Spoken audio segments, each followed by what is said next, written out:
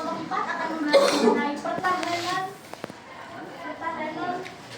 pertahanan HAM dan wawasan kebangsaan. Untuk selanjutnya saya akan memperkenalkan nama anggota kelompok kami yang terdiri atas 14 orang. Dan tugasnya ya Mbak ya. Dan tugasnya apa? Oh, iya.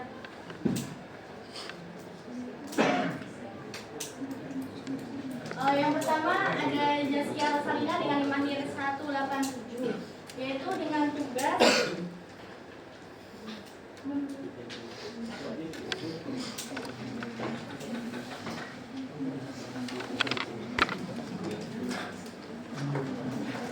Maksudnya itu tugas makalahnya apa tuh? Jadi di makalah ngapain dia? Oh, Apa PPT bikin juga apa? ngapain? Oh, jadi operator aja. Iya, operator aja. selanjutnya saya akan memperkenalkan Mas udah ketemu? Nggak dapat ya? Dapat tadi nyarinya lama loh. Oh, nggih. Mana? Apa? Nomornya? mencari satu jurnal satu wawasan Nusantara, membuat kesimpulan, membaca dan menjawab pertanyaan saat presentasi sesi diskusi berlangsung. Untuk yang kedua yaitu Siva mencari satu jurnal bela negara, membuat cover kata pengantar, lampiran, daftar pustaka, merapikan makalah dan menjadi moderator saat presentasi. Yang ketiga ada Bunga yaitu dengan tugas mencari satu jurnal satu e-book, mengetik materi bela negara, daftar isi, meringkas materi PPT, merapikan makalah dan menjawab pertanyaan Udah, masukin di sana aja Mas. Ternyata ada. Selanjutnya yaitu ada Makasih ya. dengan tugas mengetik materi wawasan Nusantara, meringkas Silakan materi duduk. PPT, mencari materi di Marshall membaca dan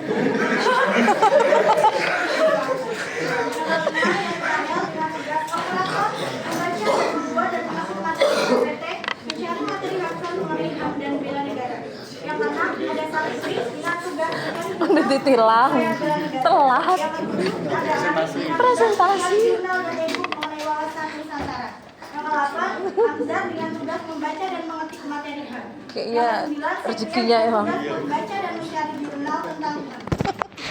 Dengan tugas mengetik materi wawasan Nusantara.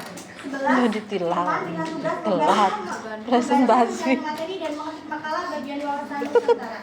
Yang ke-12 Adel dengan tugas merangkum materi HAM dan menjawab pertanyaan saat presentasi sesi diskusi berlangsung. Ke-13 Pandu dengan tugas mencari buku tentang HAM dan menjelaskan materi HAM saat presentasi. Dan yang terakhir Sultan dengan tugas merangkum materi HAM dan menjelaskan materi saat presentasi berlangsung. Terus selanjutnya yaitu langsung ke pembahasan. Yang pertama mengenai latar belakang akan dijelaskan oleh Zaskia. Zaskia mana? Oh ya. Terima kasih atas waktunya yang sudah diberikan. Di sini saya akan menjelaskan tentang pembahasan dari apa yang akan kami presentasikan. Nah, di sini kita ketahui bahwa kemerdekaan Indonesia tahun 17 Agustus 1945 itu ditandai dengan mempertahankan kedaulatan, negara kesatuan Republik Indonesia dan integritas nasional. Indonesia itu mempertahankan integritas di banyaknya keberagaman yang ada di Indonesia. Nah, pada awal-awal kemerdekaan Indonesia itu mempertahankan kemerdekaannya itu dengan fisik dan militer, tetapi dengan perkembangan zaman, lalu dengan dinamika global, Indonesia itu semakin berubah, yaitu dengan menekankan konsep holistik, di mana di sini itu tidak mengutamakan tentang upaya konvensional, tapi dengan mengupayakan upaya seperti pendidikan, ekonomi pembangunan, inovasi, dan peran-peran aktif masyarakat yang lainnya. Lalu di sini saya akan membahas tentang hak asasi manusia. Nah, sejarahnya pada dahulu hak asasi manusia itu pada Perang Dunia Kedua itu tuh masih dipandang sebagai hak asasi yang negatif, di mana seseorang itu tidak disintervensi secara negara. Tetapi setelah perkembangan teknologi dan perkembangan zaman, sekarang itu sudah berubah. Sekarang menjadi hak asasi yang positif, di mana negara itu dituntut untuk memberikan seseorang itu kehidupan yang layak, lalu keadilan dan kehidupan yang layak. Seperti hak sipil, ekonomi pembangunan, dan lain-lainnya guna untuk mempertahankan menjadi negara yang demokratis dan beretika. Nah, di sini poin utamanya adalah kita di sini akan bahas tentang pendidikan keluarga negara. Nah, ada yang tahu nggak pendidikan keluarga negara itu apa? Kayak apa coba? Nah, aku jawab aja ya. pendidikan kewarganegaraan itu di sini itu berupaya untuk menjadikan generasi kita dan generasi masa depan untuk berpikir kritis, bertanggung jawab dan berinovasi untuk menjadikan kita sebagai warga negara. Nah, selanjutnya kita akan bahas tentang wawasan Nusantara. Nah, wawasan Nusantara dipandang sebagai Indonesia, diri dan lingkungannya, menawarkan kerangka konseptual yang komprehensif yang menyatakan berbagai keberagaman yang ada di Indonesia. Nah, gunanya wawasan Nusantara ini itu adalah pentingnya memanfaatkan suatu bangsa untuk memanfaatkan potensi geografis, budaya, ekonomi sebagai modal pembangunan nasional. Nah, dari semua yang sudah saya bahas antara HAM, bela negara, lalu wawasan Nusantara, itu merupakan kunci dalam menghadapi tantangan di era globalisasi saat ini. Nah, di tengah teknologi dan perkembangan saat ini berintegritas itu sangat krusial. Maka dari itu, dengan dilakukannya penelitian ini, penelitian mendalam ini, kita mengupayakan dan mengetahui bagaimana elemen-elemen tersebut diintegrasikan menjadi satu, yaitu menggunakan strategi pembangunan nasional yang menciptakan Indonesia adil, makmur, sejahtera. Terima kasih. Oke. Untuk selanjutnya langsung saja ke materi yang pertama, yaitu dengan HAM yang akan dijelaskan langsung yang pertama oleh Amzar. Saya akan menjelaskan materi tentang penegakan HAM di Indonesia. Setelah masa reformasi 1998, Indonesia telah mengambil langkah-langkah penting untuk melanjutkan dan melindungi hak asasi manusia. Yang pertama ada Undang-Undang Dasar 1945 pasal 28A hingga 28J yang berisi tentang mengatur HAM, termasuk hak untuk hidup,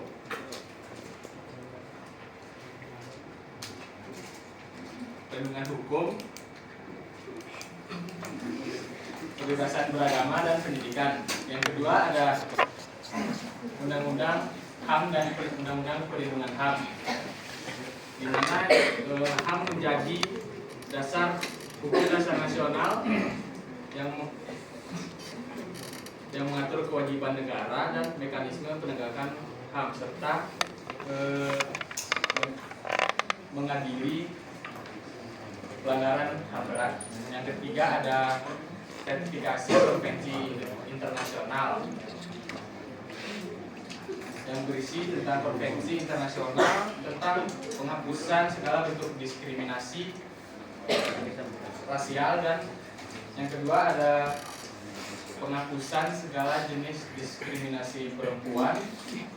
Yang ketiga ada konvensi hak anak, dan yang terakhir ada konvensi anti penyiksaan. Untuk selanjutnya masih materi di HAM, yaitu dengan bagian aspek HAM yang akan dijelaskan oleh Sefi. Baik, di sini saya menjelaskan tentang aspek-aspek HAM. Dari aspek HAM ini dibagi ke dalam 3 bagian, yaitu yang pertama politik dan hukum, ada aspek yang kedua yaitu ekonomi dan sosial, dan aspek yang ketiga yaitu lingkungan hidup. Nah, di dalam politik dan hukum ini dibagi lagi menjadi 3 bagian kecil. Yang pertama yaitu era reformasi atau reformasi sistem hukum. Nah, setelah reformasi Indonesia berusaha untuk memperbaiki sistem hukumnya, karena pada saat itu sistem hukum di Indonesia masih belum membaik. Contohnya dalam pembentukan hukum ini adanya pembentukan Mahkamah Konstitusi dan Komisi Yudisial. Bagian yang kedua yaitu kebebasan berpendapat. Setiap warga negara Indonesia pada saat ini dibebaskan untuk berpendapat dan berekspresi baik di media sosial maupun secara langsung. Bagian yang ketiga ada pengadilan HAM. Pengadilan HAM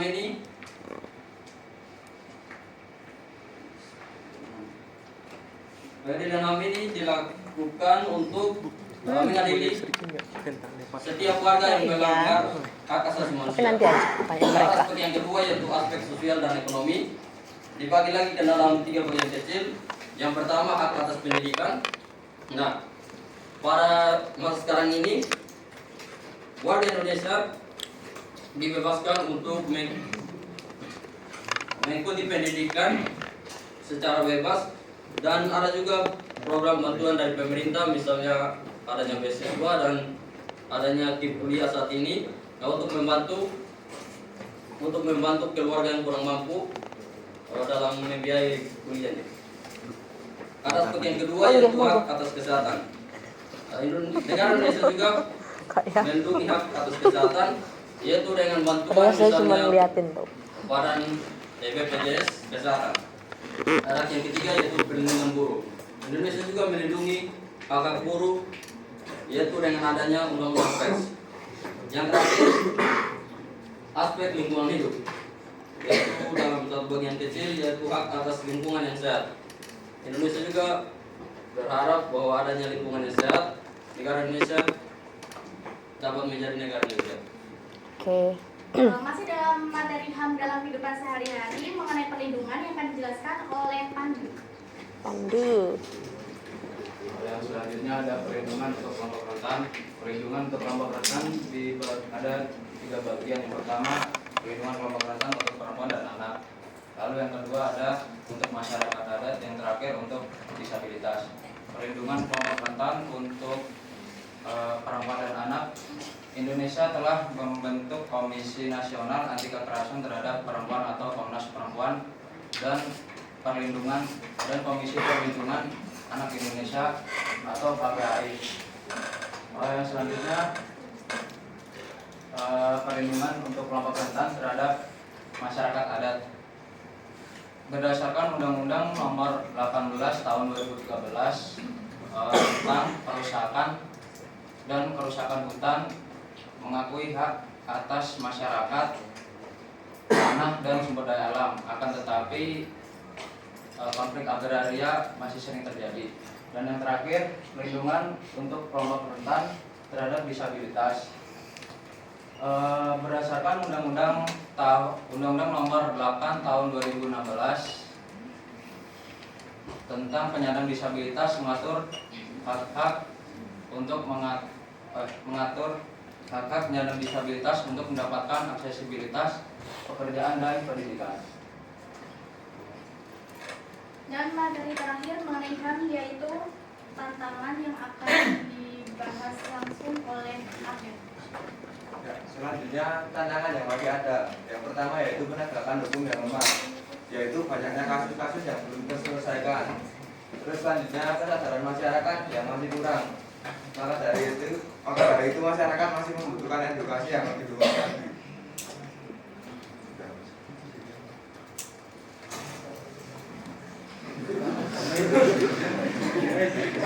Materi kedua yaitu mengenai bela negara. Yang pertama yaitu mengenai pengertian dan program bela negara yang akan dijelaskan oleh Pengertian bela negara adalah suatu sikap atau perilaku warga negara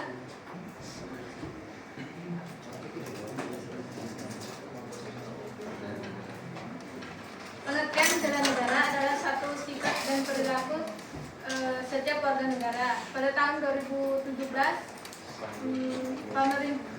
Kementerian Pertahanan mendefinisikan bela negara sebagai hak dan kewajiban seluruh warga negara dalam melindungi setiap negara dari ancaman. Ia juga wujud sebagai suatu kecintaan terhadap tanah air. Dan seterusnya ada dasar hukum. Dasar hukum bela negara ada 2. Yang pertama Undang-Undang Dasar yang terdapat pada pasal 27 ayat 3 dan pasal 30 ayat 1 Kaca loh, kelihatan. bahwa setiap warga negara itu berhak dan wajib ikut serta dalam mempertahankan negara. Yang kedua ada Pancasila yang berfungsi sebagai landasan ideal dan landasan operasional. Landasan operasional adalah menentukan ketetapan MPR dan undang-undang perlindungan dan fungsi polisi dan TNI. selanjutnya yaitu mengenai bentuk-bentuk bela negara yang akan dijelaskan langsung oleh saya sendiri. Bentuk-bentuk bela negara itu ada dua, yaitu secara militer dan non militer. Secara militer itu dapat melindungi kedaulatan dan keamanan negara Republik Indonesia yang ditugaskan langsung oleh Tentara Nasional Indonesia sendiri dan polisi, yaitu setiap warga negara yang memenuhi syarat dapat bergabung langsung menjadi anggota Tentara Nasional Indonesia maupun Polri sesuai dengan rekrutmen per tahun yang sesuai. Untuk selanjutnya yaitu pada non militer yaitu tidak melibatkan senjata dalam arti berkontribusi lain dalam membentuk warga negara Indonesia. Yang pertama yaitu menjadi guru, yaitu guru dapat mendidik generasi muda untuk menjadi menjadi seseorang yang berperilaku baik serta membangun negeri. Yang kedua yaitu dokter atau tenaga medis, yaitu dapat memberikan pelayanan kesehatan dalam masyarakat, khususnya masyarakat pelosok. Untuk selanjutnya yaitu nilai-nilai dalam bela negara yang akan dijelaskan langsung oleh Bunga. Oke, selanjutnya yaitu nilai-nilai yang tergabung dalam bela negara ya. Ini diwujudkan dengan tanggung jawab dan komitmen bagi setiap warga negara dalam kedaulatan serta keutuhan negara Indonesia. Nah, di sini ada 5 poin nilai-nilai kebangsaan, nilai-nilai bela negara, yaitu yang pertama cinta tanah air. Di sini diwujudkan dengan menjaga nama baik bangsa Indonesia, seperti contohnya itu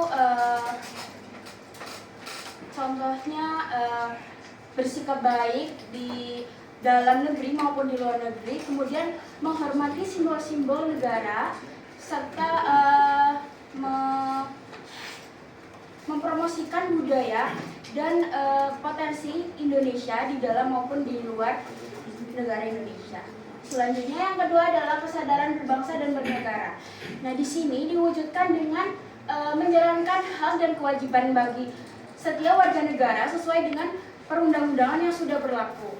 Nah, di sini contohnya itu seperti menjalankan kewajiban membayar pajak.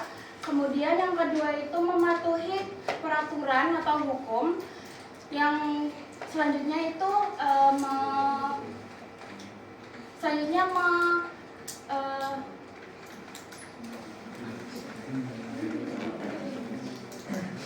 menggunakan hak suaranya dalam pemilu.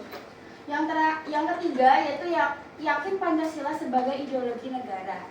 Jadi ini diwujudkan dengan Pancasila itu menjadi pemersatu bagi bangsa dan negara. Jadi nilai-nilai Pancasila itu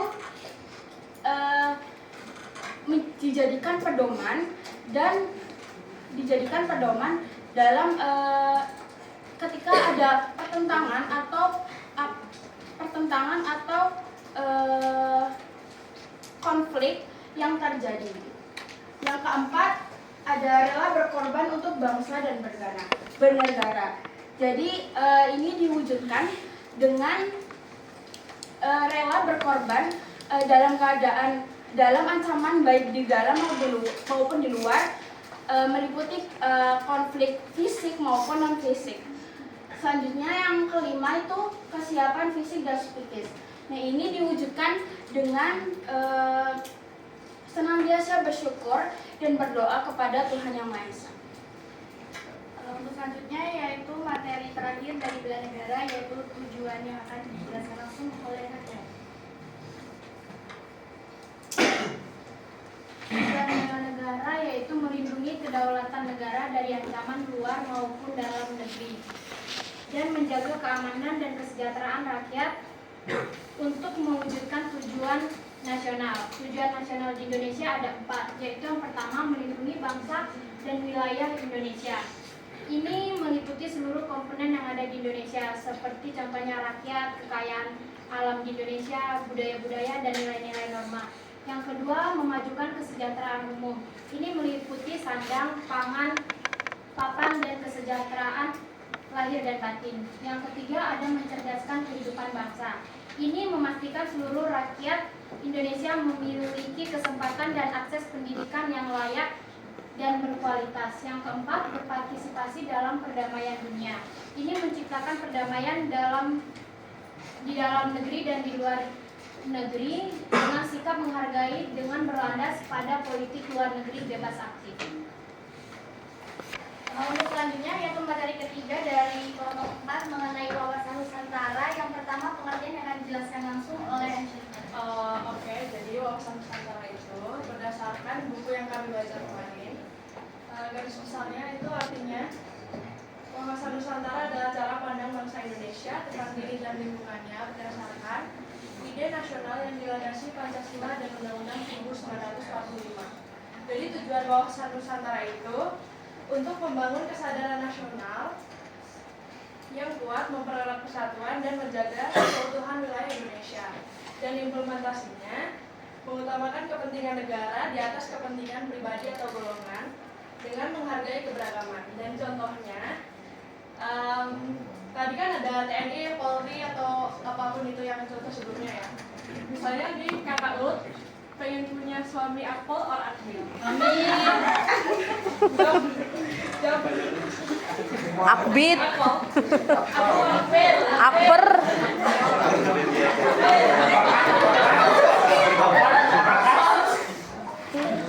akpol, akpor,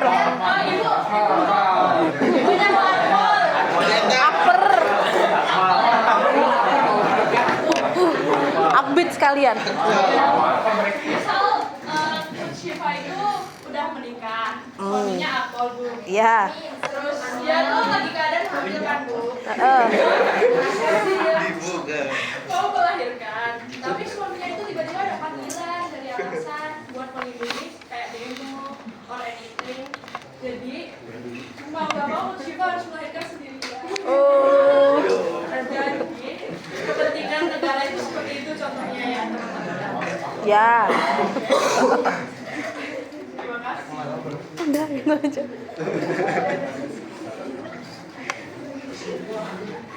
Selanjutnya yaitu masih mengenai materi wawasan Nusantara dengan bagian penerapan dengan etika yang akan dijelaskan langsung oleh Arif.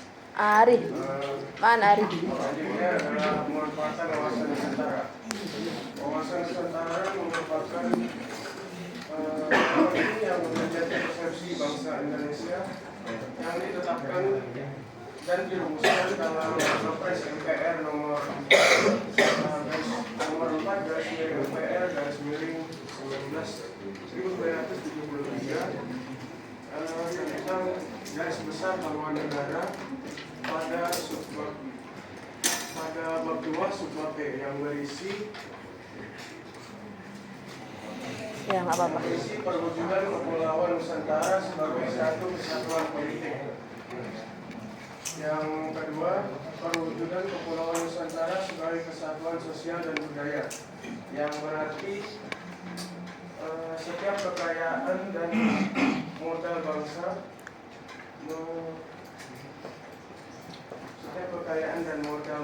merupakan kekayaan negara yang satu dan termasuk dari bangsa itu sendiri. Yang ketiga adalah perwujudan Kepulauan Nusantara sebagai satu kesatuan ekonomi, yaitu segala kekayaan bangsa harus dibagi dan merata dan seimbang di setiap seluruh daerah di Indonesia. Selanjutnya mengenai penerapan integrasi wawasan Nusantara akan dijelaskan oleh Penerapan integrasi yang dari saya baca dari berbagai buku dan saya sudah simpulkan dari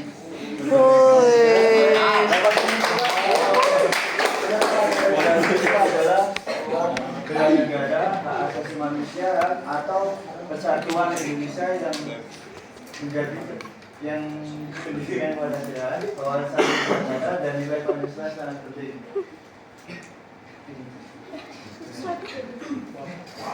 Wah, luar biasa emang. yaitu kesimpulan dari 3 materi tersebut yang akan dijelaskan dan yang akan disimpulkan oleh Firman dan Sultan.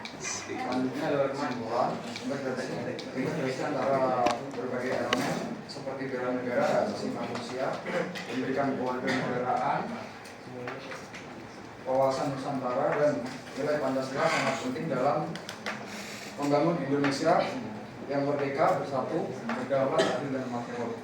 Selanjutnya adalah wawasan Nusantara dengan sebagai cara pandang Indonesia terhadap beragaman menjadi landasan penting dalam menjaga kesatuan bangsa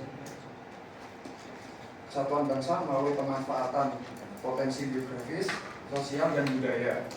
Selanjutnya akan diteruskan teman saya. Dengan apa yang sudah dijelaskan sama teman-teman tadi, dengan adanya manfaat dan pemanfaatan wawasan Nusantara, itu sangat mendukung dalam pembangunan nasional yang harmonis dan pembentukan karakter bangsa yang inklusif atau secara menyeluruh. Dan wawasan Nusantara merupakan salah satu fondasi penting dalam menjaga kesatuan dan kemajuan bangsa Indonesia, serta untuk memastikan negara ini berkembang dengan adil, seimbang dan harmonis. Dan yang terakhir yaitu mengenai salah satu sumber yang kami ambil, yaitu yang di sebelah kanan, yaitu Hartkal, yaitu dengan judul HAM dalam dinamika dimensi hukum, politik, ekonomi dan sosial. Dan yang ini dari e-book dengan judul Wawasan Nusantara ini dari Universitas Istanbul tahun 2019. Dan yang terakhir dari artikel jurnal. Demikian pemaparan materi dari kelompok 4 mengenai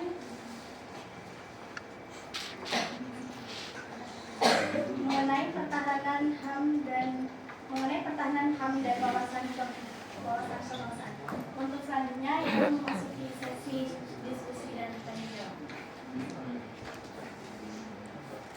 Silahkan kelompok 321 ya. 3 dulu Bu. Satu bebas mau yang mana, nggak harus. Ini kelompok berapa? 3. Oke, silakan. Kan tadi ngebahas tentang koperasi dan pencemaran lingkungan. Bagaimana sih cara Mas namamu Mas? Namanya? Nama saya Iqbal. NIM belakang 183. Iqbal, kelompok 3. Ya, kelompok 3. Bagaimana cara pemerintahan, lingkungan masyarakat dan lingkungan keluarga untuk mengendalikan deforestasi dan pencemaran lingkungan? Dan bagaimana cara implementasinya di lingkungan masyarakat?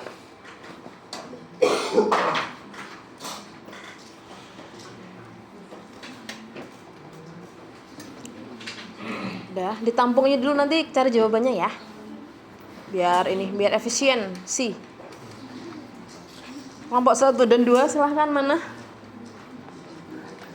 Itu tuh.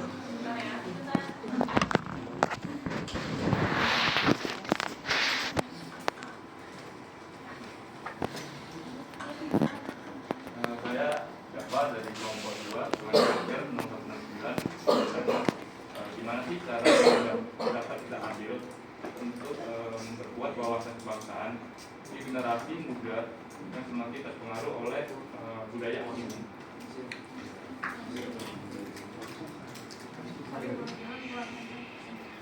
Gimana caranya kita memperkuat wawasan kebangsaan di kalangan generasi muda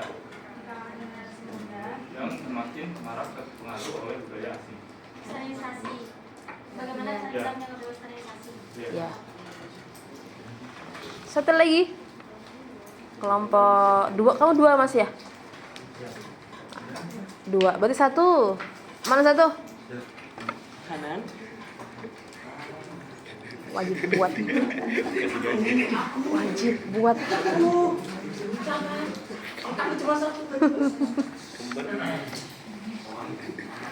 Ayo 1. Mana kelompok 1?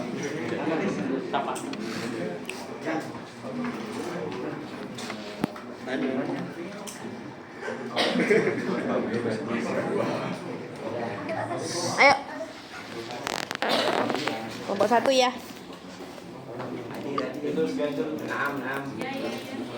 Apa Mas? Saya Gajar Melana, tenaga akhir 0207 dari kelompok 1 ingin bertanya upaya hukum apa saja yang harus dilakukan untuk mengungkapkan. Bisa tolong keras sedikit nggak? Berdiri aja, berdiri biar kencang udah. Ngomongnya kencang. Ya. Tadi kan di Nggak pakai tua juga. slide tentang tragedi 98 tahun 98. Ya. Kan? Ham-ham, Saya ingin Pak. bertanya tentang tragedi tersebut tentang HAM. Upaya hukum apa saja yang telah dilakukan untuk mengungkap dan menindak pelaku pelanggar HAM dalam peristiwa tersebut, dan upaya pemerintah dalam pemulihan tragedi tersebut dari pelaku dan korban, keluarga korban.